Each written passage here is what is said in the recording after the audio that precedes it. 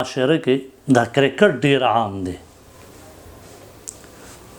وګوره د پاکستان او د انډیا او د افغانستان دا میچونه دي. کلم چې افغانستان میچ بیلی مونږ پښتانه دلته کې ډزې شروع کله چې پاکستان د انډیا نه میچ بیلی افغانیان هلته ډزې شروع کړي. اوس د دې دواړو ملکونو میچ دی چې هر کله وي تاسو ته به پته وي، خو دا ظلم شروع نه دی چې دلته پښتون هلته پښتون مونږ پښتانه انګریزانو په خپلو کې واچول، نن ډزې کېږي، نن خوشحالیانې کېږي. پښتون خو یو و که نه،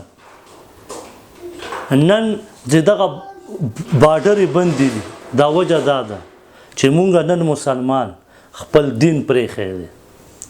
نن مسلمان الله په قرآن کې فرمایي انما المؤمنون اخوة، مسلمانان ورونه دي.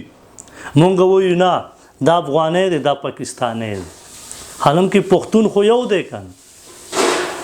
ټول مونږ وایو چې مونږ د صحابه و اولاد یو پښتانه، او تا نن په کرکټ باندې د یو بل سره دښمني کړې، نن په یو بل ډزې کې، نن د یو بل خلاف چې میچ څوک بیري ډزې کې خوشحالي کې، ته وایې زه پښتون یم.